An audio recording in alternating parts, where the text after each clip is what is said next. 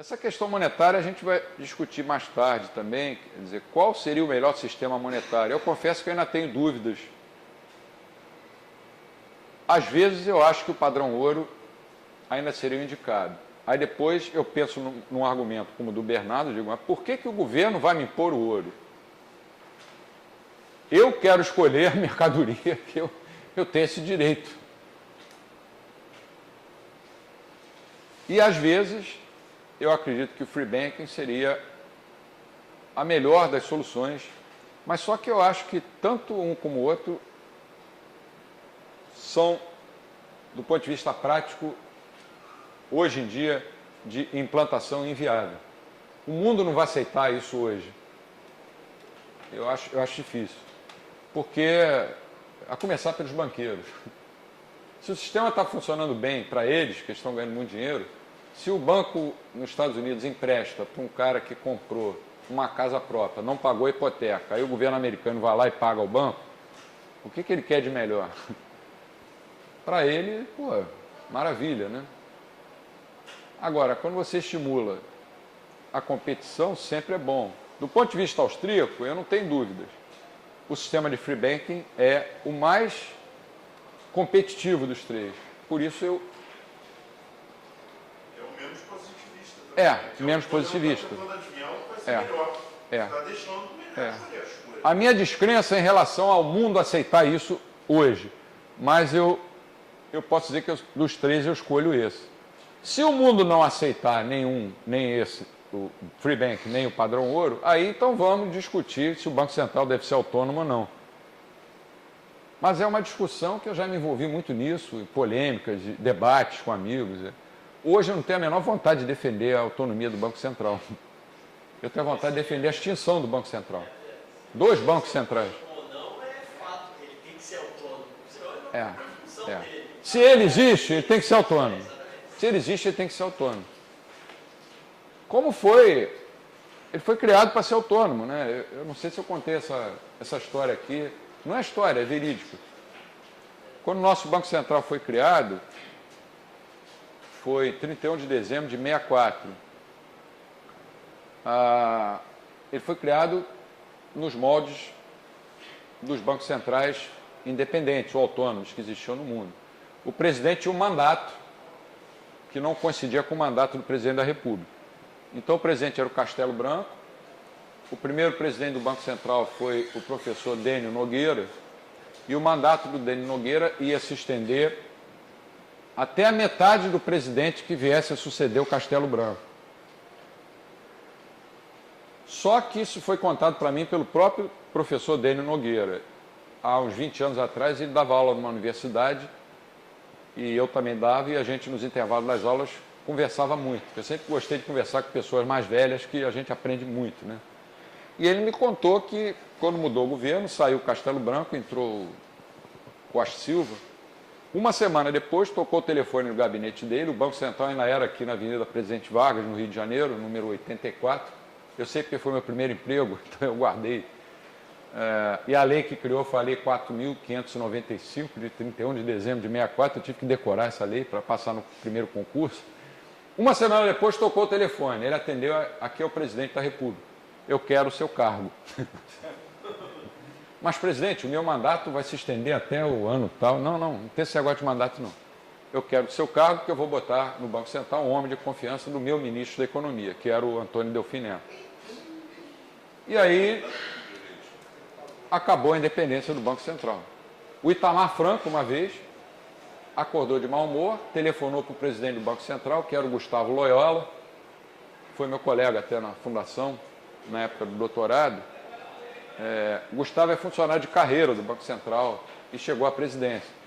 E mandou ele diminuir a taxa de juros. Mandou. O Gustavo argumentou tecnicamente, ele é um cara muito educado, que não era possível por causa disso. O Itamar, 2 dias depois, demitiu o Gustavo, botou lá um outro, que eu não me lembro quem era, para diminuir a taxa de juros. Pela nossa Constituição cidadã, social,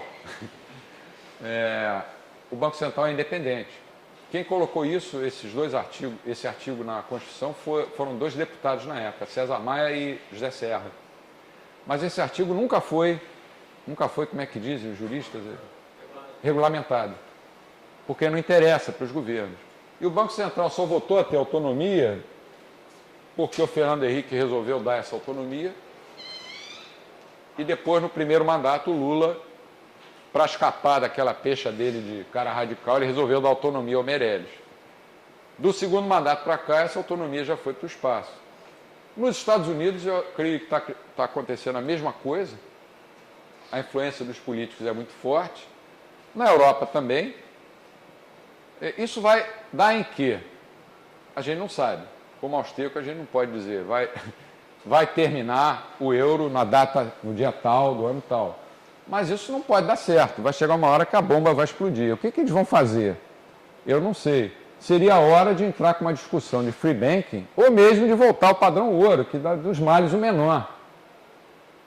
Porque se eles voltarem com a história de Banco Central independente, daqui a pouco eles deixam de ser independentes. Banco Central independente mesmo só existiu o da Alemanha e o da Suíça, por outras razões. Porque os outros sempre tiveram alguma influência dos políticos, né? Mas o que eu queria é que vocês guardassem da teoria monetária do Mises algumas coisas importantes, fazendo uma revisão para finalizar. Primeiro, que a moeda não escapa do princípio da utilidade marginal. Você pode aplicar aos fenômenos monetários toda a doutrina da utilidade marginal. E ele mostrou isso com o teorema da regressão. Segundo, é que a moeda, ao entrar na economia, não significa que isso vai gerar riqueza maior, ou desenvolvimento, ou crescimento. Pelo contrário, injeções de moeda acabam provocando, no curto prazo, efeitos que são diferentes dos efeitos de longo prazo. Terceiro, uma expansão monetária não é neutra. Ela afeta desigualmente os diversos setores da estrutura de capital da economia. E quarto, os ciclos econômicos, como as crises de 1920, de 29 e a crise atual, os ciclos econômicos são fenômenos monetários que acabam afetando o setor real da economia.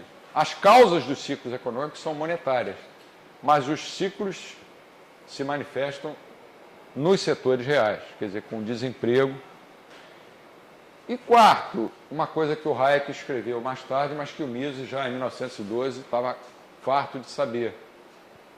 O desemprego, no final das contas, é uma consequência da inflação, que é o contrário do que os keynesianos falavam.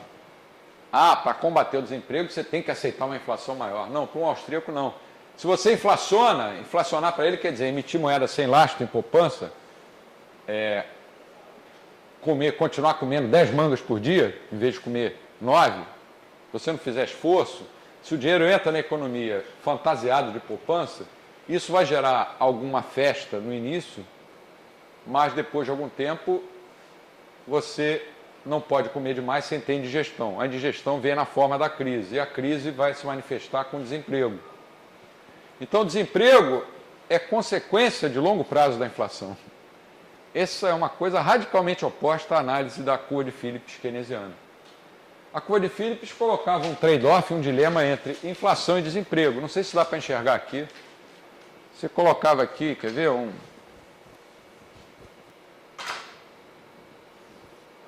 Eu vou fazer um gráfico, porque aqui eu não estou falando de escola austríaca, tá?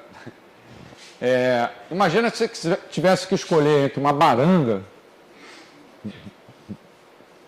e uma mocréia. Aqui é a origem. Você ia dizer, eu prefiro ficar aqui, ó, na origem. Agora, onde tem mocréia, você escreve desemprego. Taxa de desemprego. Escreve em inglês, fica melhor. U com ponto em cima. Unemployment rate. Taxa de desemprego. E onde tem baranga, você põe taxa de inflação, PI. O que você prefere agora? Um ou outro? O ideal é ficar no zero. Mas, segundo a curva de Phillips foi um economista inglês que nos anos 50, em 56, escreveu. Você teria um trade-off, uma inflação que ficou conhecida como curva de Phillips. Um trade-off entre inflação e desemprego. Se o governo estivesse no ponto A o país estivesse no ponto A, com uma taxa de inflação PA e uma taxa de desemprego UA, se ele tentasse derrubar a inflação, vamos supor, para PB, ele teria que aceitar uma taxa de desemprego maior, UB. A economia viria de A para B. Isso depois foi contestado pelo Friedman, como a gente vai ver, mostrou que a curva de Phillips não é uma coisa estática, que ela ia se deslocando conforme as expectativas. Conforme o governo atacasse a inflação, essa curva vinha descendo, conforme as expectativas fossem caindo, e ela vinha parar aqui. Ó. Você podia reduzir a inflação de A, PA para PB, sem causar aumento do desemprego. Primeiro você ia ter aumento do desemprego, mas depois o desemprego ia desaparecer. Essa é a curva de Phillips do Friedman. E os austríacos dizem, esse negócio de curva de Phillips é uma grande bobagem. O desemprego é consequência da inflação. Todo governo que inflaciona está plantando a semente do desemprego. Poderíamos relacionar, então, a crise do euro, a crise na Europa? É claro, uma crise é um fenômeno bastante complexo, mas poderíamos relacionar essa crise com o fato do euro ter sido criado não de forma espontânea, mas sim por alguns poucos burocratas, principalmente franceses ali, que por um movimento ali de ordem política vieram com o euro. Eu acredito que sim. Se você somar isso... Espontaneidade, então, ali da criação o euro não é uma coisa espontânea. Se você viajar pela Europa, você vai ver que cada país tem características diferentes, culturas diferentes. Mas, além disso, houve certos governos que, de uma hora para outra, se sentiram como se fossem os novos ricos. Grécia, Portugal. A Itália é rica, mas eu posso falar mal de italiano porque me sinto à vontade. Mas também é meio bagunceiro. E outros países. Os portugueses, por exemplo, os governos de Portugal